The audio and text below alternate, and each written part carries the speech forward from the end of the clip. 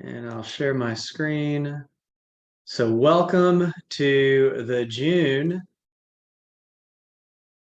2023 National GG Lead meeting. We're really excited about what we've got going on right about now. This has been a very busy season, I know, for many of you. And I do want to see if someone's willing to take notes tonight and then facilitate what I think will actually be in August, believe it or not, because our July meeting will be in person in San Diego for those that are there. So does anybody want to volunteer to take notes tonight and host in August? Well, since I won't be there in San Diego, I'll take notes tonight and then I'll share them with y'all. Yeah, I'll do that since I won't be there in June. Sorry, July. All right. So I'm going to put down here that Brock is to host the next monthly meeting in August.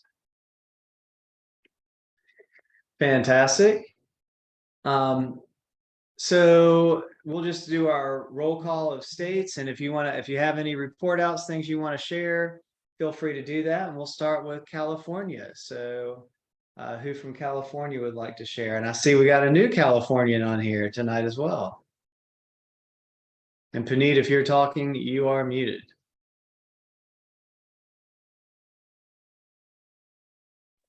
Oh, yeah, sorry. I was talking to my mom. My bad. Oh, okay. Do you want to report out for California?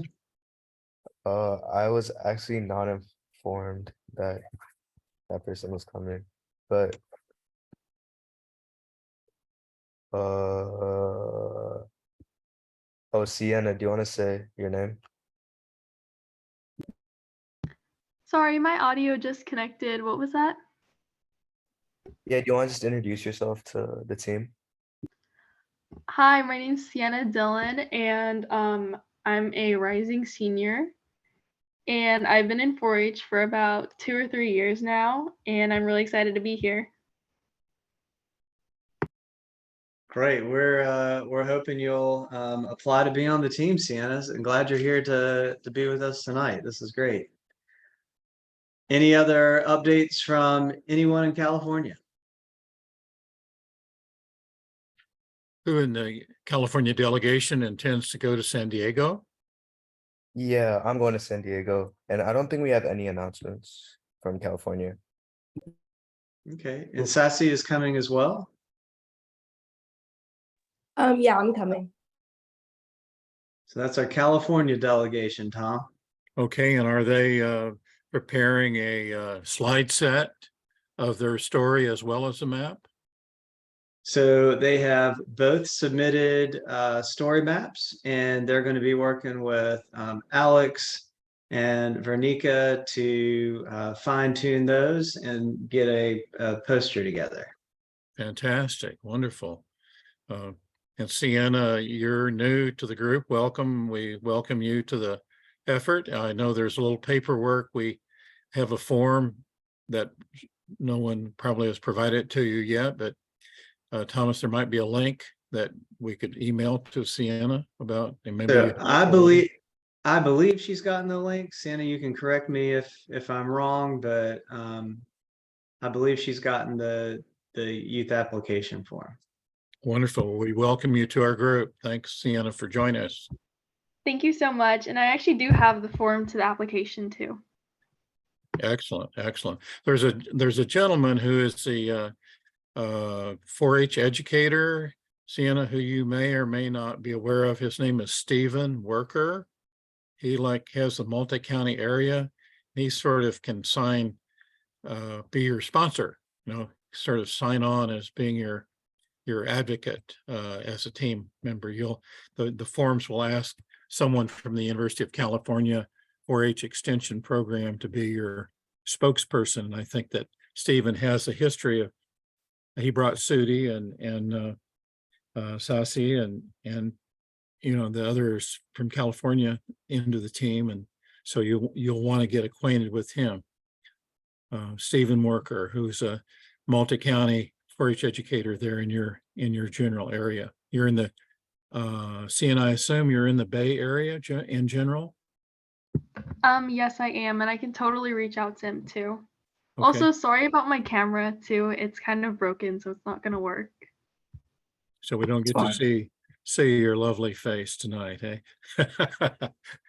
No, unfortunately not. It's fine. We All have right. camera malfunctions. All right, Iowa. David, Yeah, so we had a great discussion with um our state healthy living team last, or I guess it was on Friday.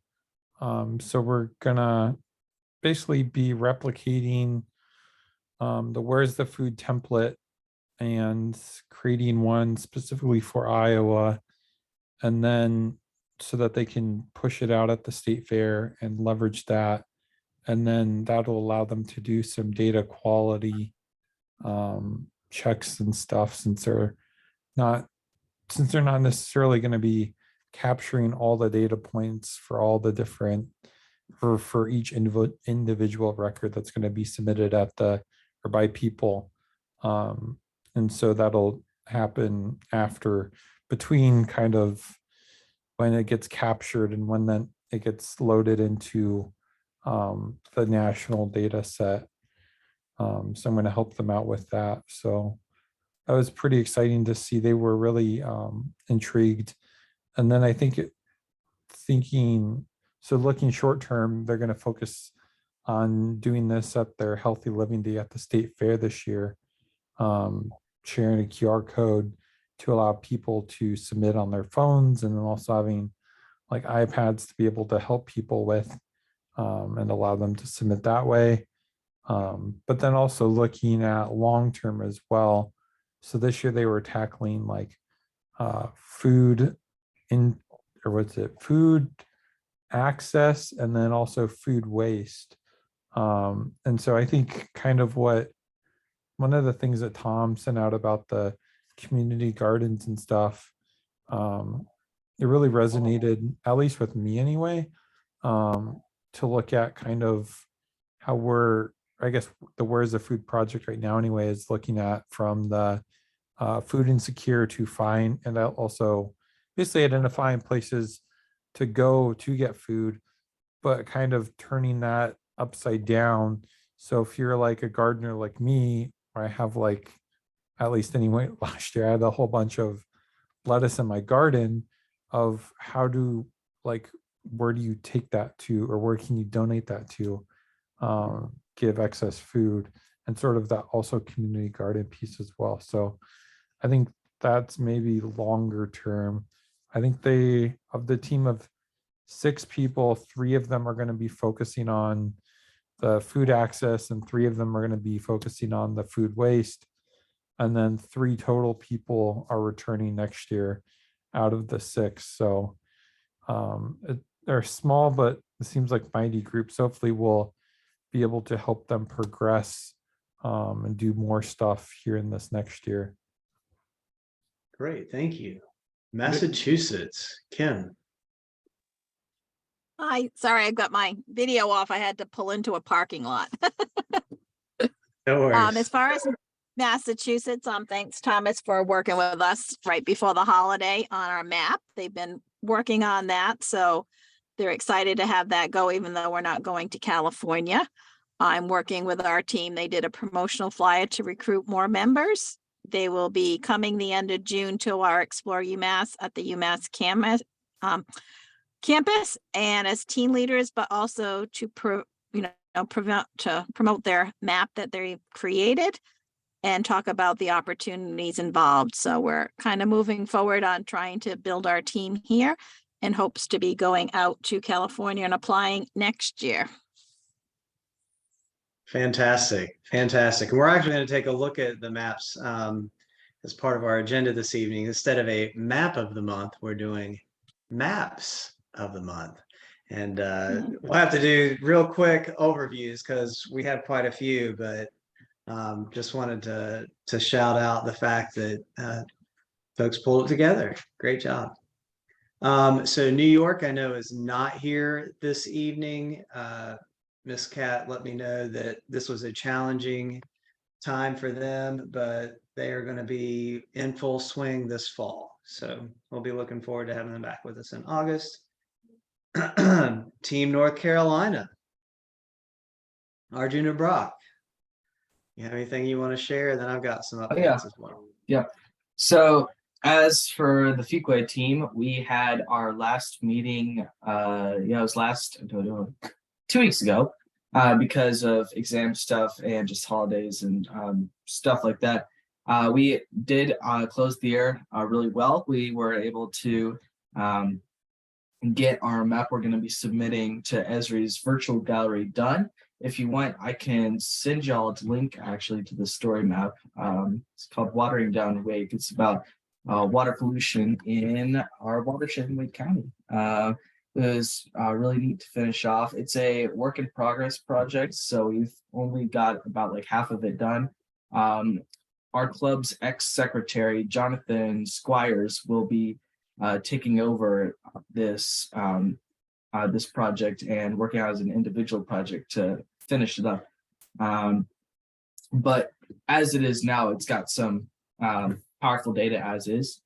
But I look forward to like seeing it actually finished. And here's the link in the chat. And then as for me, I've got my individual map. I submitted to the North Carolina GIS competition, which is going on to nationals because it was one of the top 5 entries that Dr. and the team selected. So that's awesome. It's good to see that. Yeah, besides that, we're just kind of closing off the school year, and I've got exams this week, so boo. But we look forward to picking the club back up in August, September-ish. Well, yeah, about late September-ish. Yeah. Fantastic. Arjun, do you have anything you want to share?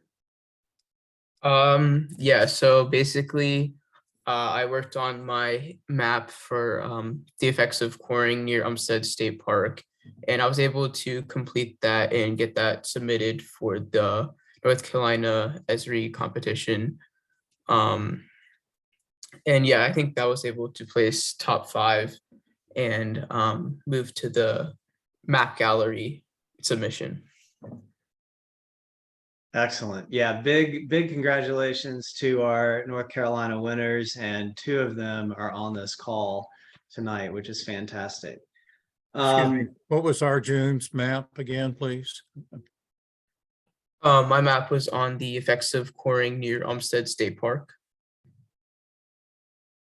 And we're actually going to look at it tonight, and it's on, if you have the agenda pulled up, Tom, each of the map titles are listed there, but we're actually going to take a minute to, just quickly, like I said, the 30-second flyover for each of the maps this evening. Great, thank you. Congratulations. And then, so Nikhil is not able to be here this evening, nor is Sumid. But I did want to share that they both also submitted maps. Nikhil's project is our Where's the Food project, and this round of it, we are still in the data collection phase, but again, we're using Survey 123 to better understand the appropriateness of the food that folks are receiving in their emergency food boxes, what proportion of the food they're actually using versus what's going to waste, and how well it fits with the food they typically make at home.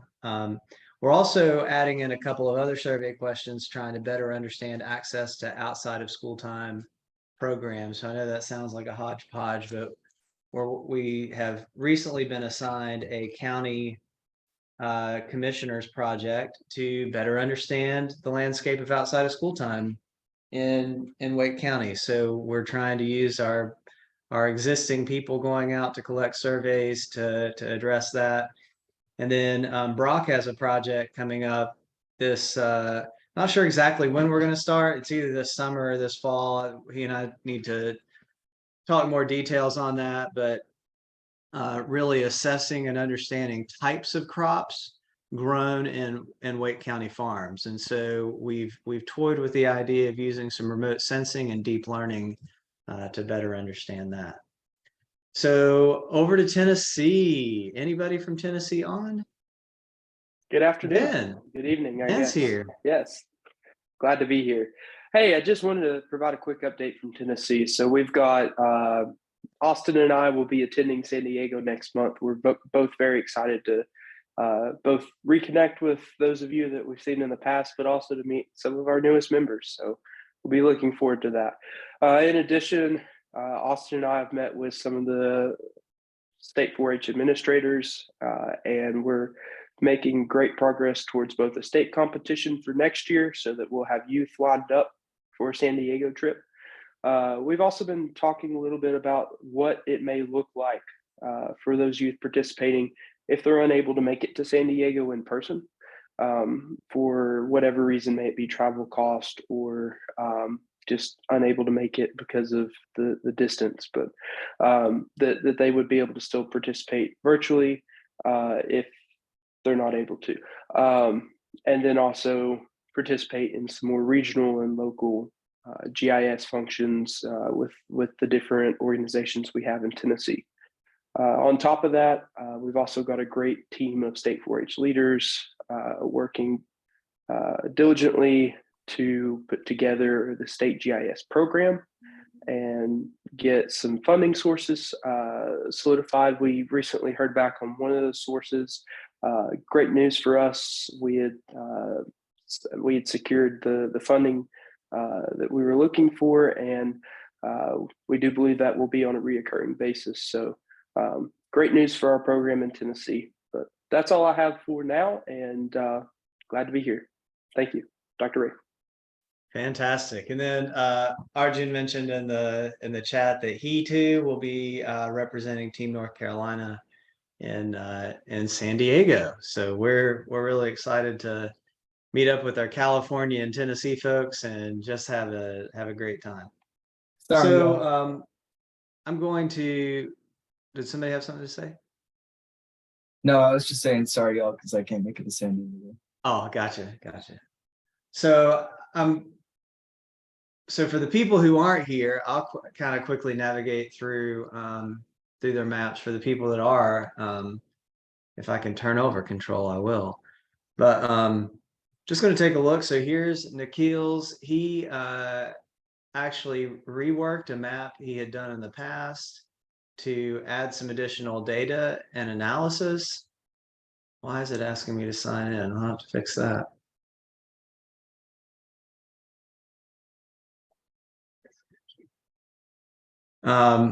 And so again, he's looking at density of tobacco outlets. So this might be a vape shop, something like that, in relationship to schools in Wake County.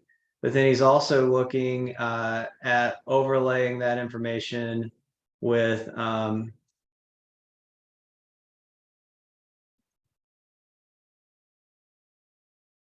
this is just really weird. How many times does it want me to sign in? Oh, it's because they've updated story maps. This is great. So he also looked at some socioeconomic data and tried to understand a little bit more about what was going on in different communities. So he's added a slider map. I might not be able to do this, y'all. This is ridiculous. Are you in incognito mode by chance? No, but I should be, because this is. No, so incognito will require you to sign in every time you go to a new page. That's why I asked. Yeah, but I'm not. So I'm not sure what's going on there. There's I'm- Nikhil. I'm not going to play this entire spoken word that Nikhil did that he's added here to his story map, but I will play just a minute of it so you can kind of get a gist for it. Then I'll drop the link to it in the chat box if anybody wants to watch it.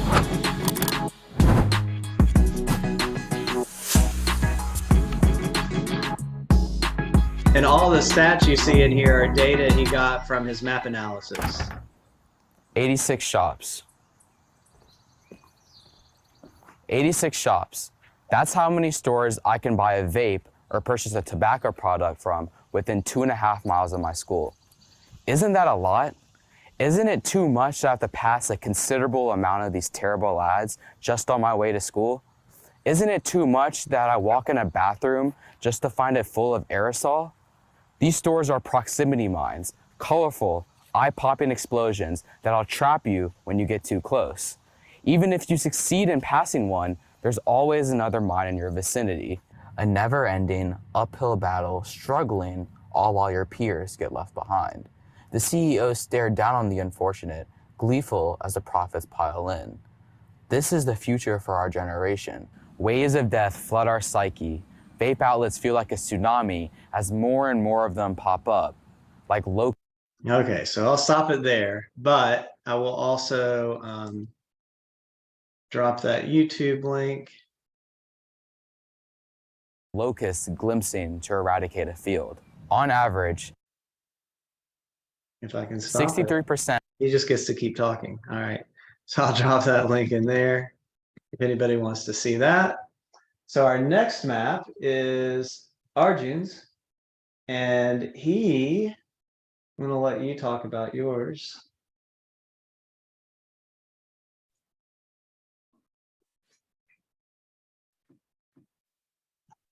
There we go. Let me see if I can give control. I don't know how to give control. Here, give control. I did the wrong thing. It's easy to use in the places you write. With one download, you get the power of generative AI in every text box across the web. At the click of a button, Is that because this is still talking? What's or going write on? text to be clear and ready to send. Grammarly Go makes it easy to write better and faster, right where you're working. It's Is this mine or yours? Is that my computer or your computer doing that? I I saw can't figure out. I saw Tom Tate's box like lighting up when the ad was playing. So I wonder if it was Oh, actually it's coming Tom from Tate's. his end. Okay. I was like, I cannot figure out what I need to be turning off here. All right. Okay, so I was gonna see if I could give you control, but I don't see a way to do that. So you just tell me and I'll just scroll down. okay, that's fine. So basically, I'm not sure, you guys not from North Carolina are probably unfamiliar with Umstead State Park, but it's basically a state park where people use like it's basically for recreational use, like biking, running. It's just a bunch of trails and stuff that people use, and it's one of the biggest ones in North Carolina. So back in 2019, there was a new community protest, which was the RDU quarry, which is the RDU is the international airport, which is right next to the William B. Umstead State Park. And they recently sold a piece of land to a quarrying company that is right beside Umstead State Park. And this is basically a piece of land that they are trying to develop and basically make a profit off of. But of course, this will be harmful to the environment. So I decided to investigate some of the effects of quarrying and what a new quarry could cause. So this is important to me because I bike on many of the recreational trails there regularly. And so this was something that hit close to home. So I'm not going to read all of this, but this was a lot of legal stuff that kind of occurred up to the kind of current state of things. So back in the 80s, 70s, and 80s, there was Wakestone, which is the company that does the quarrying. They basically got a permit to create their current quarry, which is adjacent to Umstead State Park. And the new plot of land would be kind of an expansion of the quarry. Yeah, so as you can see here, the new area of land that will be carved out, which is represented here by the little rocky road trails. And it is kind of right across the river from the existing Triangle Quarry. and it'll include the development of Foxcroft Lake and the Oddfellows Tract, which are all natural beauty that will be destroyed. Yeah, so here you can see the flow of a stream from the Wakestone Corporation and their current quarry into Umstead State Park. And here there was a study done at that pinpoint on the map, and they were able to find that there was, they were able to take a water sample there and determine that it contained sediment and runoff from the quarry. Yeah, so the current forested watershed provides the kind of water quality and flood control protections from Crabtree Creek in theory, and Wakestone is promoting a buffer, which is good for Umstead State Park because it protects it from many of the dangers of the quarry. But with the new quarry plans, there aren't as many buffers and is much closer to private property as shown in these footages, and also very close to the trails, only 350 feet from trails and around 200 feet from private property. So it's much closer to people who will actually be running on these trails and even just in their homes. And so this was an air quality researcher who did studies in Umstead State Park, and she did a study where she went around during a quarry blast, and she was able to notice like effects on her skin. In fact, like she was, because of the radiation from the quarry, when she was walking past, she experienced things like hives and other skin reactions. And so here, this is a map of the air quality monitor. It's supposed to be right over, I'm not sure if you can see.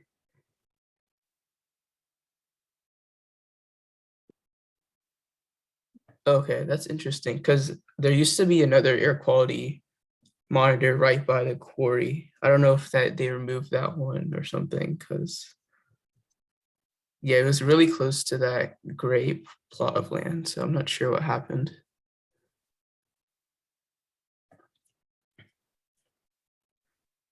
Yeah, and so Wakestone and the RDU Airport Authority, because of all the backlash they've been facing from the Umstead State Park and the Umstead Coalition, they proposed a mountain bike center to kind of, I guess,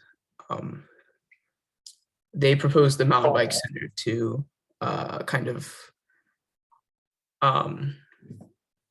what is it called? Like make up for the losses by the quarry. Great. Thank you, sir. Great job. Thank All right. you. So next up is Sumedh, and he is not here. So I'll do a real quick run through. And he was really looking at park policies and looking at concentrations of litter. And so he goes on to some of the problems of vaping. He has mapped out here which parks in Wake County have no policy, have a smoke-free policy, a tobacco-free policy, or it's not known. He's got a chart here from the Tobacco Prevention and Control Branch that talks about municipalities and where those exist. He has he's gone to a few of the parks to gather some picture data about the trash in the parks and signage, and notes the tobacco related litter in those parks. He talks about public policy solutions and visions. And then next up is Brock Reese with one called Damage Report. And Brock, I'll let you kind of tell us what we see here. Yeah. All right, creative name, but really what this is a historical map. So I think often you guys, we often like to look at like new, really like fresh data. But I think sometimes it's good to kind of go back and look at past data for to see like what kind of effect that could have on future. So this one, I decided to look at natural disasters in North Carolina. So we're going to be looking at 3 types of natural disasters: hurricanes, floods, and fires. So let's start with hurricanes. We've got 2 here. This is the extent of the data caused by Hurricane Matthew as provided by NC1 map. Notice that a lot of the damage is around the coast and especially like the general eastern side of the state. And this is Hurricane Florence's damage. Again, you'll notice there's actually a lot around the coast and the eastern side of the state. Now, flooding. So I got this data from the North Carolina Department of Emergency Services. Their GIS department was kind enough to give me these flood markers that show high water marks, or the water is abnormally high. And this is the layer underneath shows areas in risk of flooding. You'll notice that a lot of the ones that are within the risk, so like normal flooding events, are generally around like the eastern side again. Now, here's an interesting one. Yeah, this one didn't show up. There's a reason for this. So this is from a NASA program called FIRMS. It's a satellite-based GIS fire program that actually shows wildfires across the United States and the world. Now, unfortunately, it won't like show if you zoom out or in. There's a reason for this, and that by default, FIRMS will actually only show you the fires from the past 7 days. But if you go to that link, the FIRMS website, the FIRMS satellite website will actually show you data from the past 7 days. And if you go to historical mode, it will show you data from the past. So if you go to historical mode, you can go to any day and you can zoom into the fires on North Carolina. You can look at active fires and fires that happen. But what you'll notice is that was at the time of putting that map in there, and just past events, is it generally tended to be around like southeastern part of North Carolina. Now, you'll notice there's sort of a trend here, and that a lot of this tends to be around the eastern part of the state. Now, some presumptions could be made by this.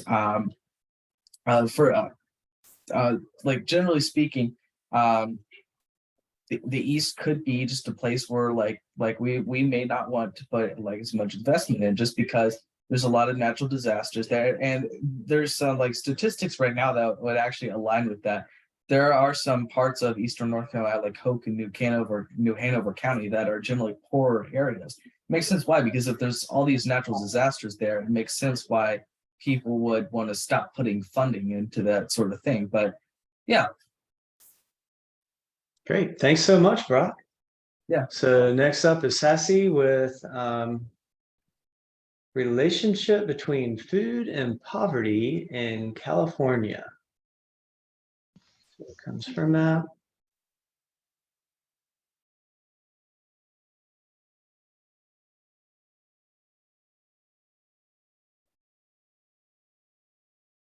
Ready to walk us through this one? Yeah, okay. So I was just talking about the relationship between food and poverty.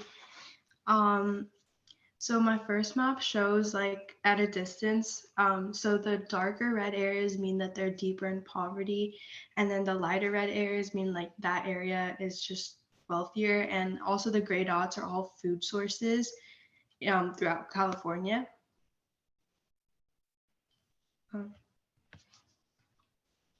And then this one, the darker blue means that there's higher poverty rates, and then the lighter blue means that there's lower poverty rates. And then the red dots mean that the area where that's like considered a store for food is actually not like a grocery store. It's like a gas station, or it's like a liquor store.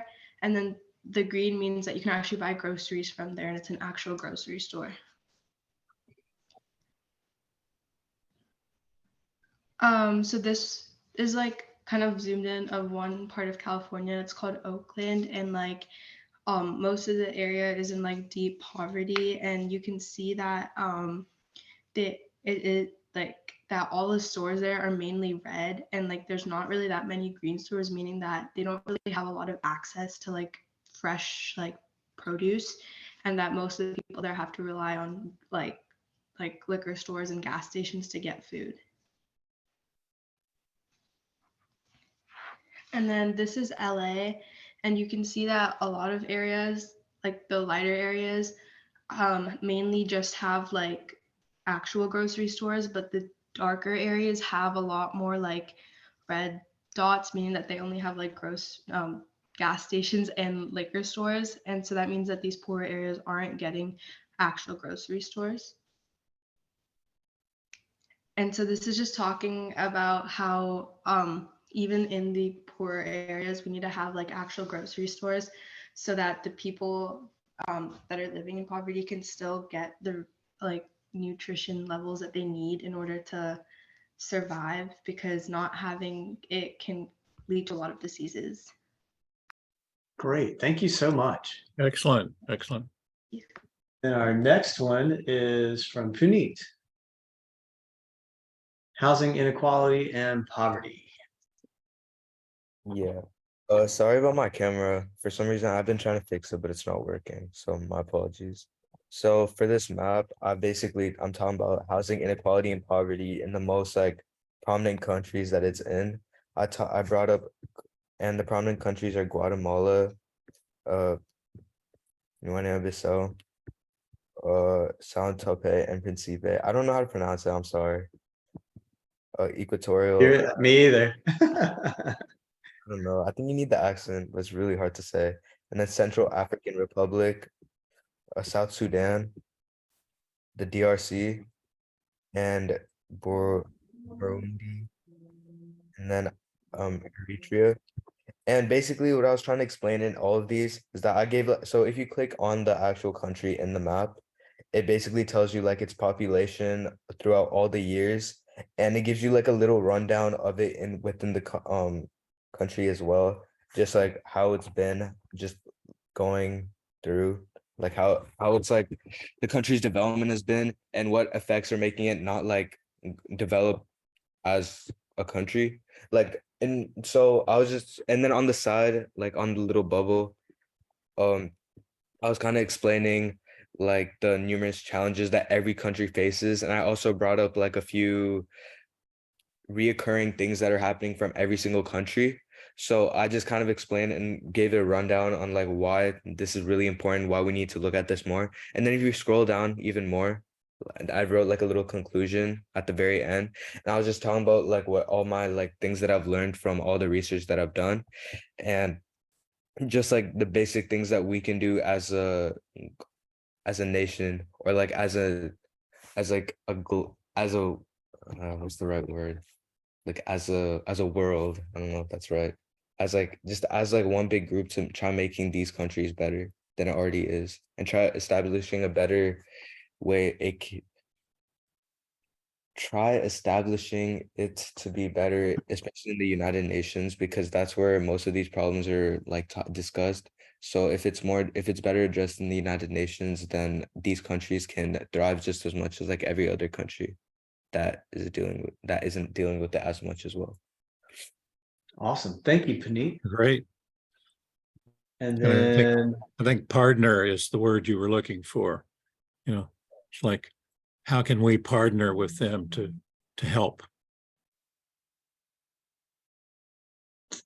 so our Massachusetts authors are not here today, but they have done a map within a story map that kind of showcases some different Massachusetts authors, tells where they were born, links to a picture of them, talks about some of their works. And if they are associated with like a website that has historical information on them, it points to those as well. Kim, anything to add to that?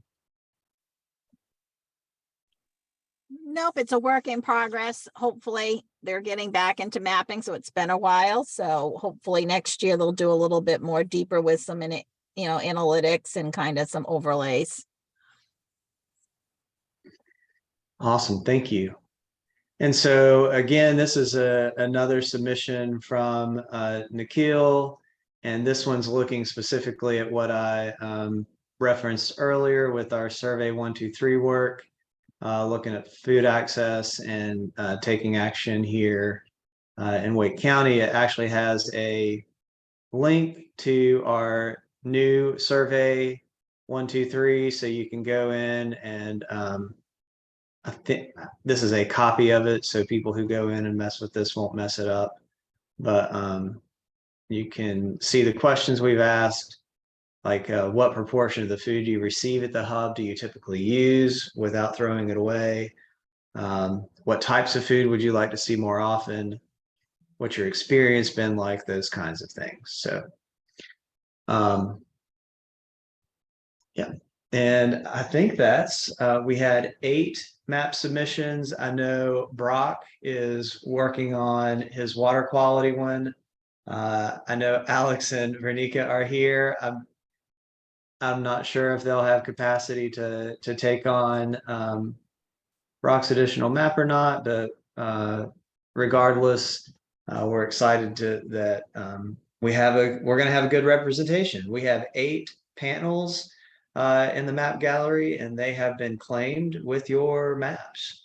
So before we come back to Vernika and Alex about looking at some of the scheduling for your sessions, I do want to mention that for those of us who are going to San Diego, if you have not done your conference registration yet, you need to do that.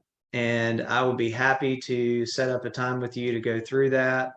I know that some of you, probably many of you, have not done that yet. And I may even, if we want to hang on at the end and take a few minutes to walk through that, that would be great.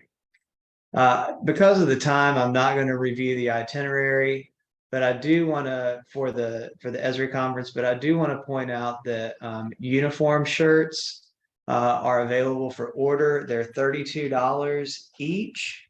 And there are options for, here, I'm just going to drop the link in the chat box. If you're going to San Diego, I'll have the bulk of the shirts shipped there. I know some have mentioned that you want shirts, but you're not planning on going to San Diego.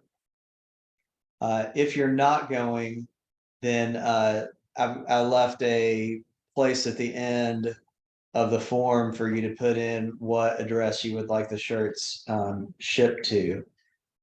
Do note that for those going to San Diego, I highly recommend 2 shirts. We will do laundry every other day, but we may not be able to get to laundry every day. So you can order those shirts there. And again, because of time, I don't want us to take too much time on the Where's the Food initiative, but are there any pressing updates that we need to bring up today? Thomas, my thought is that the team needs to market that Where's the Food initiative at the map gallery. And I know that Austin has a printer there in his area in Tennessee where he is able to make some, has made the trifold brochures that we used in March, and that supply is largely exhausted. So one of the things that we'd want to do is make sure that Austin gets his printer going so that, you all will have that handout material for marketing the Where's the Food initiative in San Diego. So that's a action item for Thomas probably to follow up, or Ben, maybe you can follow up with Austin on that and see that. Sure, I'll take the lead on that. And I think it's fantastic that, 2 of our maps are very much focused on food, and will be great springboards for talking about that project as well. So thank you for that, Tom. We had started talking about opportunities for collaboration. I think we can keep doing that. I know that Brock shared he wanted to punt the AI session. And so we'll push that back to, and I put July, but really I should have put this one in August. And then the survey 1, 2, 3 session can be in September. And Brock, did you get that note for Where's the Food about promoting it at the Esri Summit? No, I did not. If you can get that in the notes, that'll be great. Just again to note that the 2023 team applications remain open. We're excited to continue to welcome new members. There had been in the past talk about putting together a website team that Austin was going to be supporting. So if that's something you're interested in being a part of, please reach out to him directly. And so now let's talk about our map coaching sessions. And so we have our 2 GIS core volunteer mentors here tonight, and we're excited that they're with us. And I'm hoping we can spend just a few minutes maybe talking some logistics about how do we get our sessions set up. So if you're prepared, I'll hand it over to you. I can stop sharing.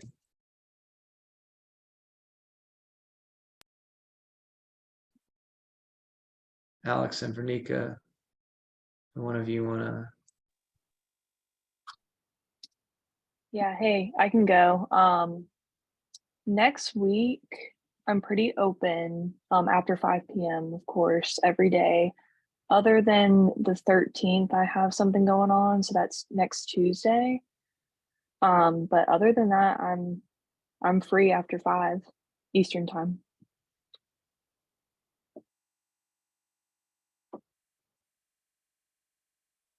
Which 4 did you have? I had the bottom 4. Okay, so that's Sassy, Puneet, Hope and Faith, and Nikhil. So those of you on the call, and Alex is here on East Coast time. And so 2 of you are West Coast and two maps, but 3 people are East Coast. Do you want to claim some times with Alex? Sasireka, Puneet, Kim, maybe you can claim time for Faith and Hope. And then I might try to claim some time for Nikhil. Dr. Ismail, I can also claim some time for the water pollution map if you want. That's cool. Possibly.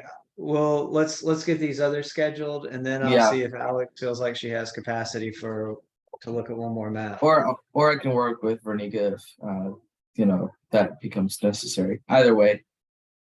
Okay. Alex, where are you located?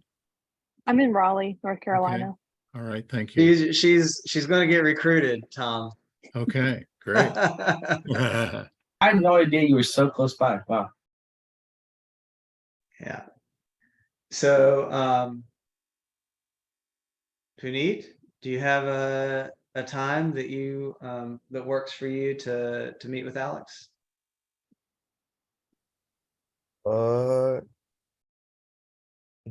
What date would it be?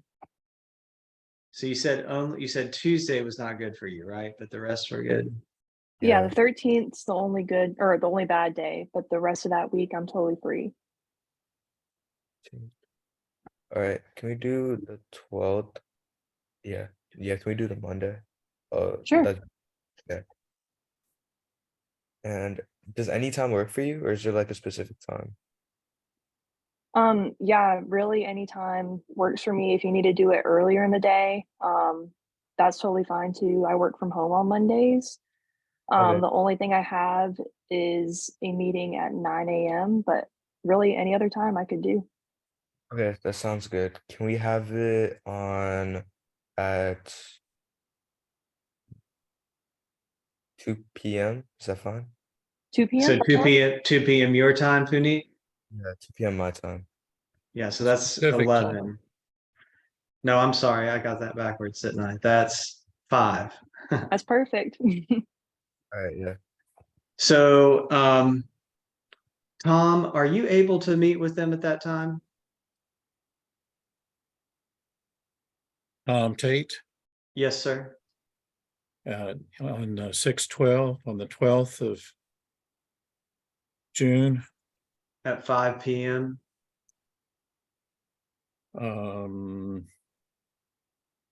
Yes, sir. All right, great. So Alex, who do you want to set up the meetings? Do you want me to set them up, or do you want to set them up? You can set them up if that works, Okay, since you have everyone's so- contact. Yep, that works. Now, I have an obligation at that time, so I won't be able to be there, but Tom Tate will be there with you. And I'll figure this out. So June 12th, 5 p.m. Eastern time with Alex And Puneet, correct. and Puneet. All right, so Sassy, when works for you? I can do any time next week, like in the evening. So, What do you consider evening? Is that like after 5? yeah, like after 5. Okay, so that's after 8. Alex, is that Oh, okay? okay. I can do before too. I can do like after 12. Oh no, I can do after 8 for sure. Okay. Can you do maybe like Friday? Mm-hmm. Can we do like Friday at like anytime at Friday works actually for me. Yeah, Whatever I works. only work half day Fridays, so I work until noon. So I mean, I can do early afternoon. Okay. So like 1 o'clock your time? You're talking about Yeah, that. Pacific time and Eastern time now. Mm-hmm. Yeah. Whose So that would time? be. Okay, So yeah. what, 1 p.m. Eastern? Or 1 p.m. Pacific? Because 1 p.m. Eastern would be what, 10 a.m. your time, Sassy? Okay, that works for me. I'm fine with Okay. that. Actually, I think I actually have something at 10 that day. Actually, could we do a little later? Could we do it after my time, 12? That works. So 3 o'clock? your time? Yeah. All right, great. David? Oh, actually, yeah, David, can I tap you? For when? So it'd be 3 p.m. Eastern on Friday the 15th. Of June? Yes, sir. It would be the 16th. Oh, 16th. Yeah, thank you.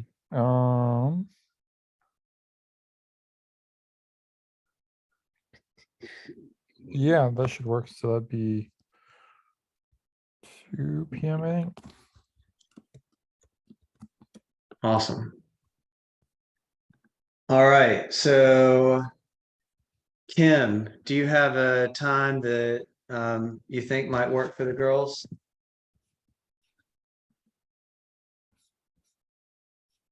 And you? Sorry. I'll reach out to them, but maybe Thursday at 7 Eastern time, I can see if they'd be available because I'm traveling Wednesday. So then I can try to be on with them. Great. Yeah, and I think they got confused because the adult meeting was canceled. So I understand. I think that was confused because somehow they got added to the adult meeting, but it's okay. We'll figure it out.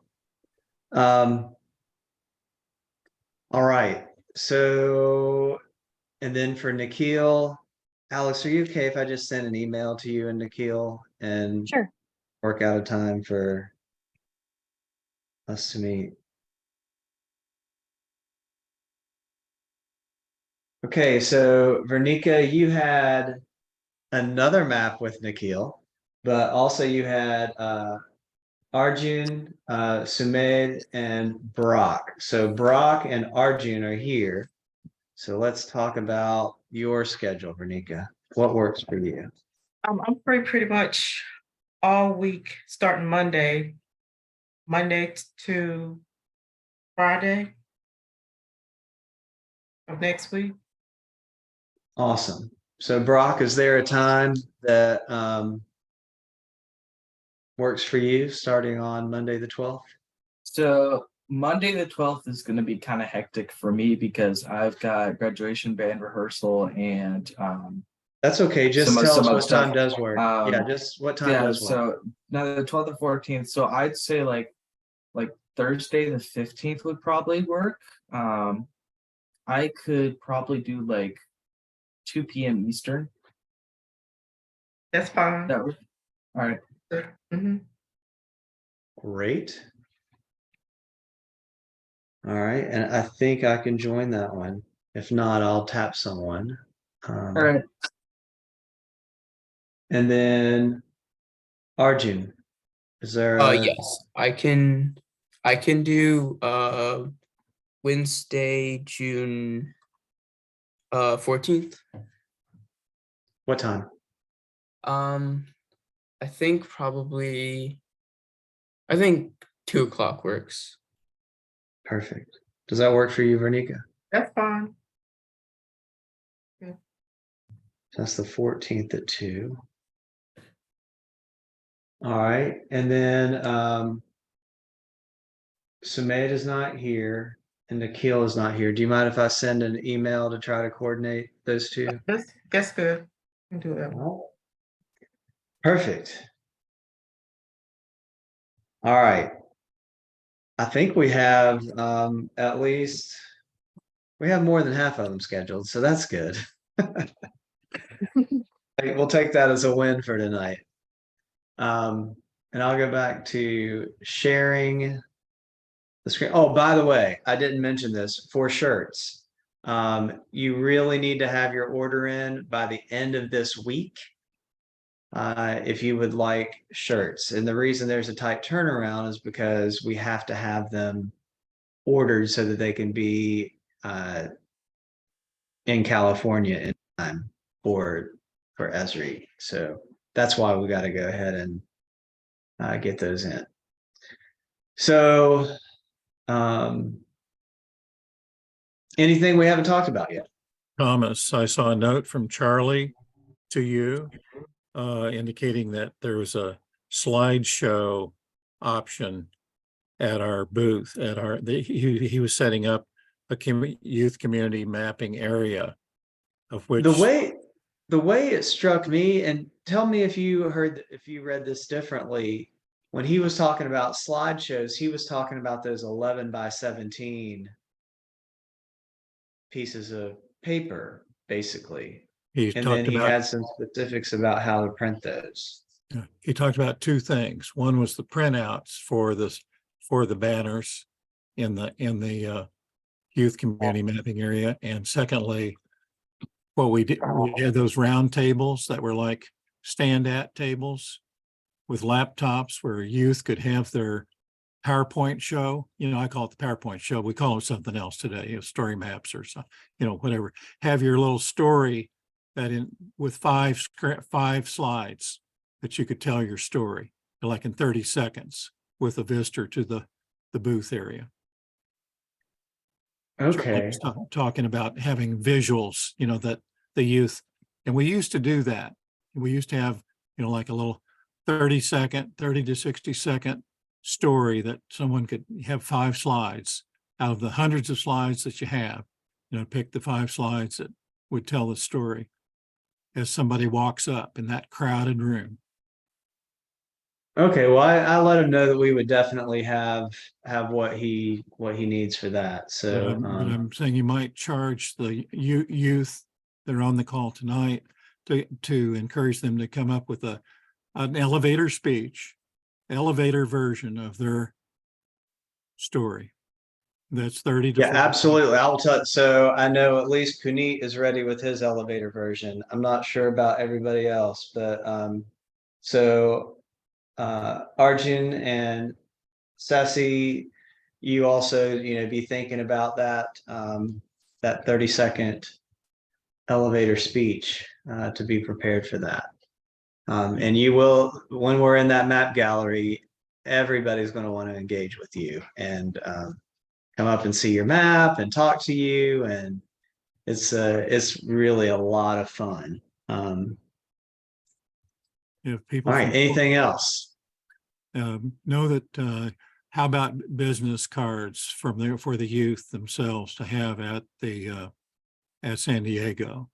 Have you given? Yeah, we should. Those are a win. And I will bring the NFC tags again for those who want to set them up. Okay. I'm sorry, what? Last NFC year tags. we had. They're like little Yeah. stick on like Thanks, QR Mark. code like stickers that what you can do is you can put on the card.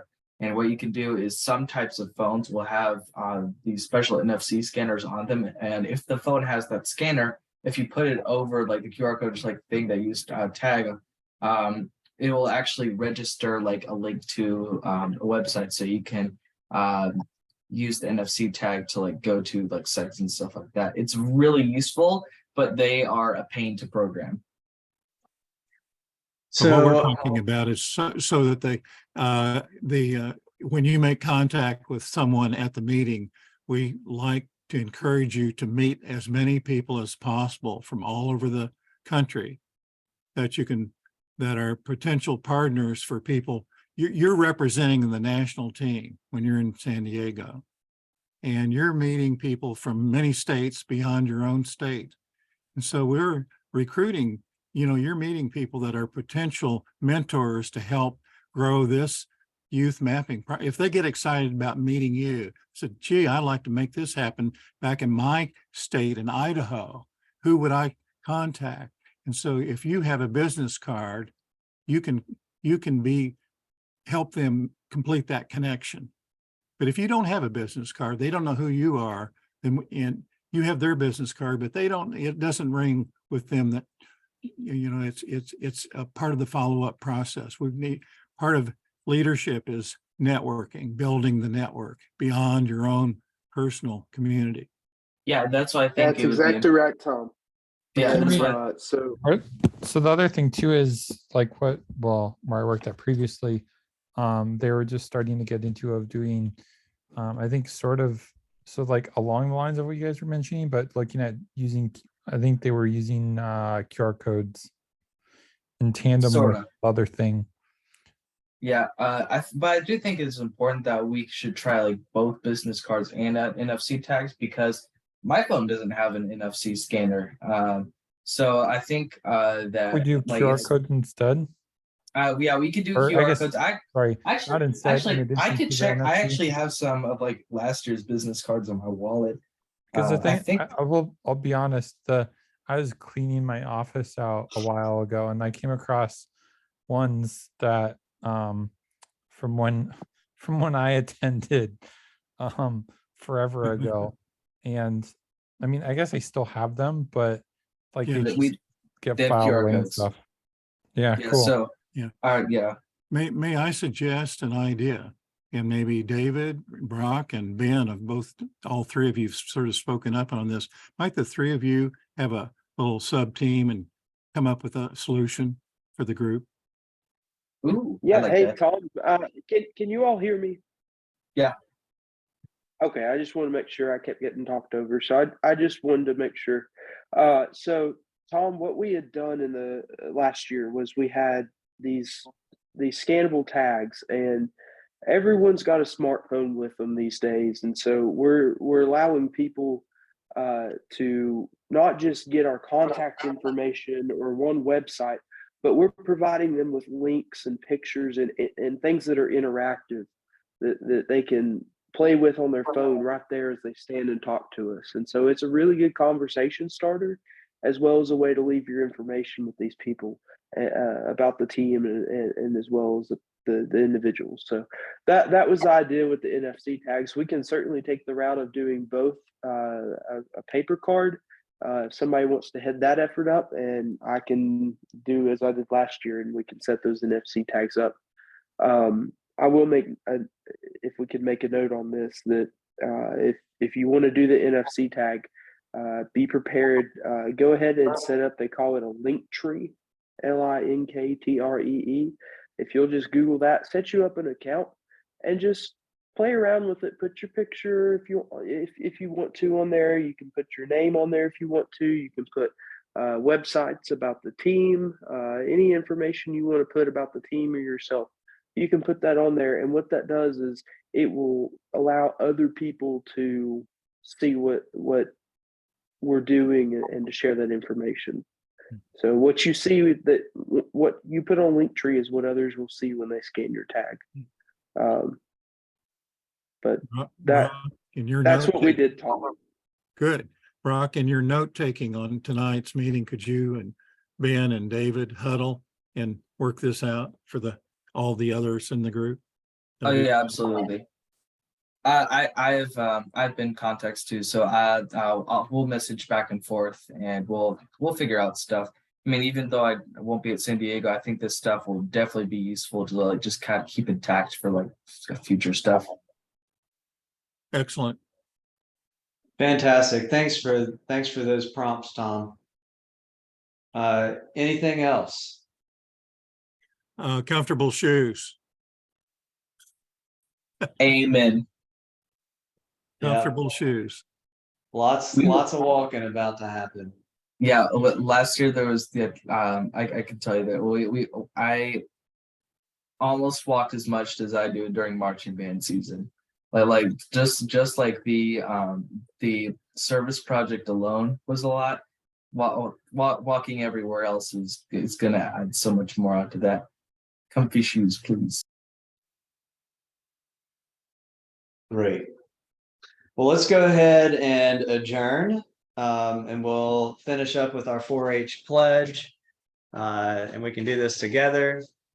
I pledge my head to clearer thinking, my heart to greater loyalty, my hands to larger service, and my health to better living for my club, my community, my country, and my world. So thanks so much for participating tonight. I'm going to stop the recording and stop sharing.